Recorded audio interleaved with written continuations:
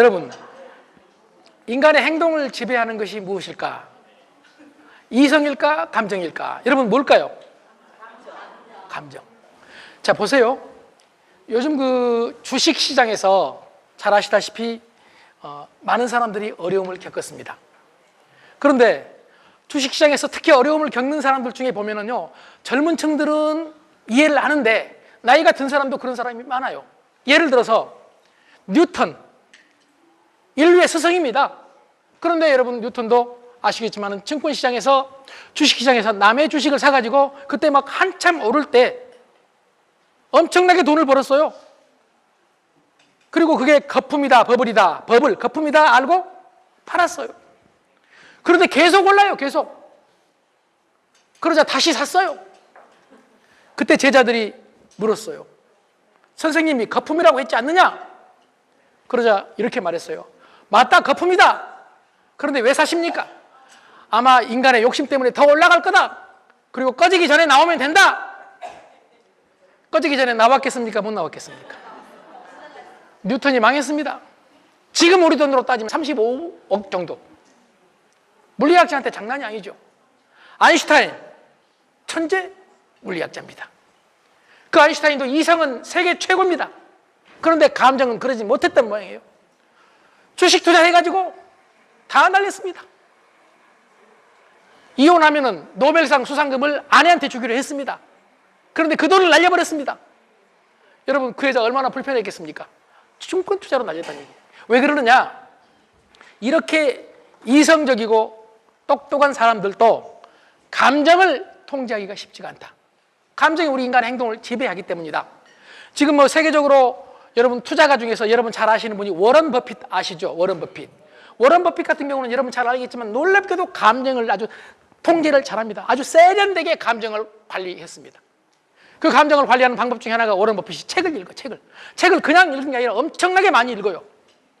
워런 버핏 아래 워런 버핏보다 나이가 더 많은 부회장이 있어요. 찰스 먼거 부회장. 지금 나이가 100세 됐습니다.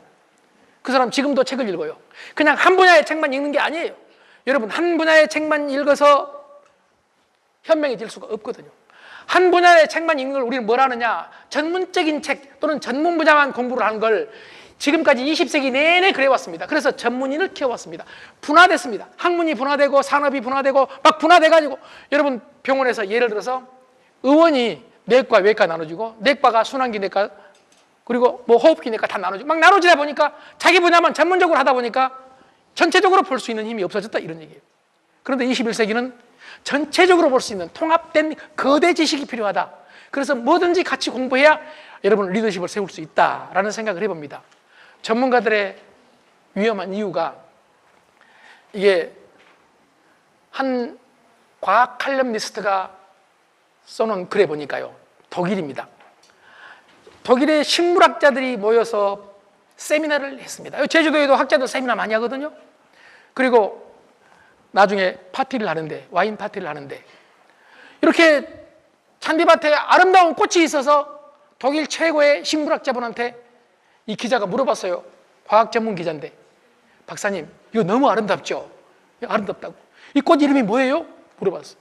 갑자기 그분이 하는 얘기가 왜 나한테 물어보냐고.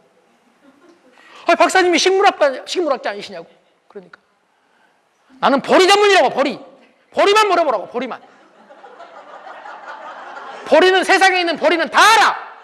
이건 몰라. 이걸 전문가 바보라는 얘기를 할 때 제가 사례로 드는 것 중에 하나입니다. 자칫 잘못하면 전문가 바보에 빠져들어요. 고정관념을 갖게 된다. 이 고정관념을 털어내는 게 리더십에서 아주 중요하다. 저는 그렇게 생각합니다. 여러분, 사람의 뇌를 한번 그려보겠습니다. 뇌 같습니까?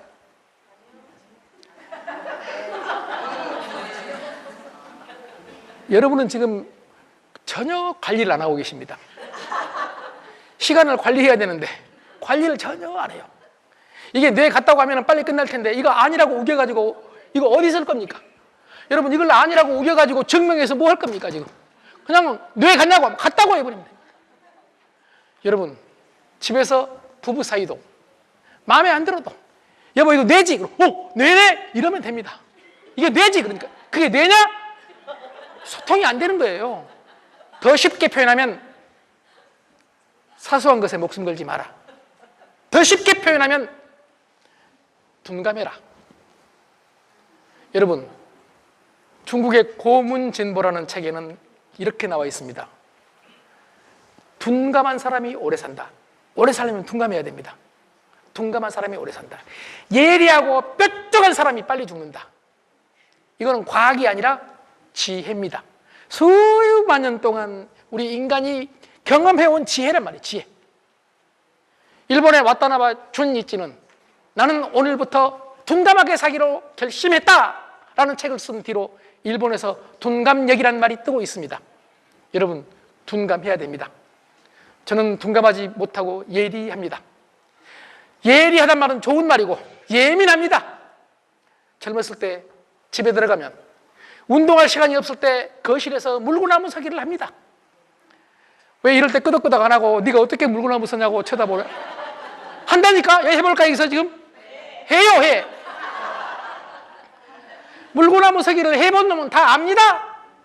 먼지가 보입니다. 거실에서 물구나무 서기라면 먼지가 보여요, 먼지가. 나는 그때 제 아내한테 따지지 않았습니다. 그냥 정보만 전달했습니다. 여보, 오늘 청소 안 했네? 나 따진 게 아닙니다. 그냥 청소 안 했네? 정보만 전달한 거예요, 확인. 난 그러면 제 아내가 안 했어. 나 바빠서 안 했는데 내일 할게. 이럴 줄 알았습니다. 여러분, 말로 표현하긴 곤란하지만 그날 죽다 살았습니다. 이런 일이 한두 번이 아닙니다. 보이는데 어떻게 합니까? 보이는데! 지금은 압니다. 먼지가 보이면 눈 감아라! 먼지가 보이면 눈 감아라. 그게 싫으면 네가 치워라. 여러분, 인생을 그렇게 살아보세요. 이게 둔감력입니다. 먼지가 보이면 눈 감아야 됩니다. 집에 먼지가 보이면 눈 감아. 그리고 그게 싫으면 내가 치우면 됩니다. 요즘 어린아이들이, 젊은 친구들이 부모한테 듣기 싫은 소리, 첫 번째가 밥 먹어라. 두 번째가 방 치워라. 우리 어른 입장에서 볼 때 뭘 잘못했습니까? 지 방 하나 안 치운 놈이 어떻게 성공합니까? 그래서 방 치우라고 했는데 가장 듣기 싫답니다. 여러분, 여러분의 아들 방이, 여러분 딸 방이 만약에 여러분이 보기 싫을 정도로 흩어져 있다. 눈 감으세요. 눈 감으세요. 그리고 혹시 필요하다면 직접 치우세요. 그걸 가지고 따진다는 것은 위험한 짓입니다. 소통을 막아버리는 겁니다. 어느 날 제가 강의할 때 놀랍게도 저는 강의하면서 많은 분들한테 배우거든요. 어떤 분이 제 강의를 들으시고 제가 그때 또 무슨 얘기를 하냐면 이 먼지가 제 1탄이면 제 2탄이 냉장고입니다.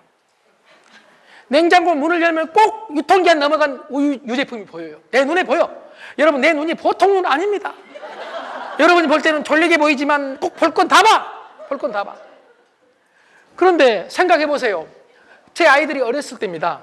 이 유통기한 넘어간 유제품을 아이들이 먹으면 어떻게 합니까? 그럼 놔둬야 되겠습니까? 관리해야 되겠습니까? 그래서 나는 정보만 전달한 거예요. 여보, 요 우유 유통기한 이틀 넘었네? 내가 뭘 잘못했습니까? 이걸 용납을 안 해가지고 갈등이 있었다, 이런 얘기예요. 이걸 용납을 안 해서. 그런데 어느 날 이 얘기를 했더니 한 교육생분께서 말씀하시기를 자기가 오랫동안 이 분야의 전문가랍니다. 그런데 유통기한 넘어간 유제품 일주일 지나서 먹어도 아무 지장 없답니다. 그러면서 그분 하는 얘기가 자기는 오래전부터 그냥 보이면 마셔버린답니다. 마셔버린다. 그래서 여러분한테 얘기합니다. 말하지 말고 마셔라. 마시기 싫으면 그냥 부어버려.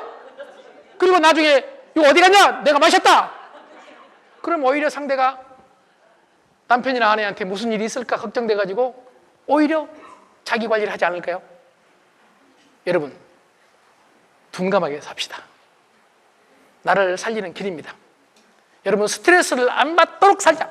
가장 둔감한 동물이 얼룩말이에요. 얼룩말. 얼룩말은 위궤양이 없어요. 동물학자들이 조사해보니까 위궤양이 없어, 얼룩말이. 그런데 얼룩말이 놀랍게도 긴장된 시간이나 보내거든요. 매일 항상 한가로워요. 한가로워요. 그런데 딱 5% 정도, 시간의 5% 정도는 극도의 긴장의 시간이에요. 언제냐? 맹수들의 식사 시간입니다. 호랑이나 사자의 식사 시간이 되면은 얼룩말은 식사잖아요, 여러분. 동의하십니까? 이 하루에 95%는 아주 한가해. 할 일이 없어. 아주 평화로워. 그런데 그 중에 5%는 맹수들이 얼룩말을 먹기 위해서 날뛴단 말이에요. 그때 여러분 얼마나 얼룩말이 긴장하겠습니까? 그리고 얼룩말이 한 마리가 잡혀 먹이면, 여러분 동물들은 잘 아시겠지만은, 여러분 동물들은 절대로 배가 터지게 안 먹어요. 배부르면 안 먹어요. 그러니까 같이 사는 거예요. 얼룩말하고 사자가 같이 사는 거예요. 왜요? 배부르면 안 먹으니까. 만약에 사람하고 같이 살았으면 다 씨가 말랐을 거야 아마. 네? 이러면 먹고 더 먹고 배가 터지도록 먹어. 어떤 경우는 배고파 죽고 또 배 터져 죽고 배불러 죽고 우린 그러다 죽어. 그런데 얼룩말은 놀랍게도 이 긴장의 시간 5%가 딱 지나면 다 잊어버린대요. 여러분 다 잊어버린대요. 그래서 얼룩말처럼 살면 건강하답니다. 여러분 어떻게 생각하십니까? 그러니까 앞으로 스트레스라는 것은 자극이에요. 자극이 스트레스란 말이에요. 자극. 스트레스를 주면 나는 반응해요. 그런데 이 스트레스가 없이는 인생을, 우리 삶이라는 게, 여러분 스트레스 없는 삶은 어딥니까? 어떤 분이 그러잖아요. 건강무휴지 데리고 와서 봐라, 여기는 스트레스 없다. 여러분 죽으면 스트레스 없어. 살아있는 한 스트레스는 있고, 스트레스는 또 건강에 이로울 수도 있다. 스트레스를 내가 어떻게 반응하느냐에 따라서 디스트레스가 있고 유스트레스가 있어요. 앞에다 di를 붙이면 디스트레스, 이게 우리가 말하는 스트레스예요. 이 u를 붙이면 유스트레스예요. 유스트레스는 건강에 좋은 거예요. 생산성에 도움이 되는 거예요. 디스트레스가 문제예요. 그런데 이 디스트레스냐 유스트레스냐, 이거는 스트레스를 주는 사람 문제가 아니라 받는 사람 선택사항이에요. 예를 들어 보겠습니다. 집에 딱 들어갔어요. 그런데 아내가 지금 몇 시냐고, 왜 이렇게 늦게 오냐고, 또 술 먹었다고, 이 스트레스를 줘. 그럼 남자가 이 스트레스를 받아. 내가 술 먹고 싶어 먹냐? 스트레스를 받아. 그런데 생각 하나 딱 바꾸면, 여자가 딱 집에 들어가자마자 왜 술을 먹었냐고, 왜 이렇게 늦게 오냐고 막 잔소리를 했대. 그때 마음속으로 이렇게 생각하는 거. 내 아내가 나를 생각해 주네? 나를 관리하네? 여러분 이렇게 생각을 하면 스트레스가 아니라 사랑이야. 여러분 내 아내가 없으면 다른 아내가 뛰쳐나와가지고 여러분 술 못 먹게 합니까? 아니 내가 집에 들어갔는데 막 술 먹고 막 술이 취해서 들어가면은 옆집 여자가 나와가지고 아저씨 내가 술 먹지 말라고 했잖냐고 이럽니까? 여러분 내 아내니까 그런 거예요. 세상을 어렵게 생각하지 마세요. 내 아내니까 그래. 내 아내니까. 단지 그걸 내가 스트레스로 받으니까 문제지, 내가 그걸 어떻게 받아들이냐에 따라서 달라져요. 똑같은 말, 너 잘났다 그러면 나 잘났다네. 너 잘났다 그러면 또 비아냥거리네. 내가 선택한다니. 그런데 내가 어떻게 선택하느냐에 따라서 U와 T, 디스트레스와 유스트레스로 나누는데, 일본의 유명한 하루야마 시게오는 한의사이면서 양의사입니다. 원래는 3대째 동양의학을 했던 집안입니다. 6살 때부터 침수를 배웠을 정도로 대단한 천재적인 의술가입니다. 그런데 동양의학을 하니까 동양의학은 과학적이지 않다, 비합리적이다, 이런 비판들이 많아서 이분이 직접 도쿄대학교 의대를 들어갔습니다. 그래서 서양의학, 소위 말하는 합리적이고 과학적이라는 의학을 공부를 했습니다. 그리고도 그분은 동양의학이 더 낫다고 주장을 하고 두 개를 접목해서 일본에서 대단히 인기 있는 사람입니다. 연세가 좀 드셨지만. 그 사람이 쓴 책 중에 뇌의 혁명이라는 책이 있습니다. 크진 않지만 3권짜리로 되어 있는데 요거 읽으라는 얘기 아닙니다. 읽을 필요 없습니다. 그냥 요거만 생각하면 됩니다. 그분은 이렇게 말합니다. 우리 몸에 다시 말하면 우리 뇌에 제약 공장 시스템이 있다. 제약 공장. 우리 모두가 제약 공장을 가지고 있다. 그런 시스템을 가지고 있다. 내가 외부에서 들어오는 정보를 지금 디스트레스로 받으면 내 뇌에서 독약 공장 시스템이 가동된다. 다시 말해서 아드레날린이나 노르아드레날린 같은 게 나온다. 코르티솔 같은 스트레스 호르몬이 나온다. 여러분 오해하지 마십시오. 스트레스 호르몬도 필요합니다. 문제는 너무 과하기 때문입니다. 행복 호르몬이 안 나온 게 아닙니다. 너무 적게 나오기 때문입니다. 그래서 호르몬의 핵심은 균형입니다. 건강의 핵심도 균형입니다. 운동의 핵심도 균형입니다. 여러분 우리가 몸을 너무 많이 써도 안 되고 너무 적게 써도 안 됩니다. 동의하십니까? 이걸 루의 법칙, 루의 법칙. 많이 쓰면 고장나. 적게 쓰고 안 쓰면 녹슬어. 이해하시겠죠? 이게 세상의 법칙입니다, 이게. 인간의 몸도 그래요. 인간의 마음도 그래요. 그런데 지금 말씀드린 대로 긍정적으로 반응해서 유스트레스가 되면 되는데, 부정적으로 반응해서 디스트레스가 되면은 노르아드레날린 같은 게 나오는데, 그 노르아드레날린은 우리 몸을 죽인다. 독약이다.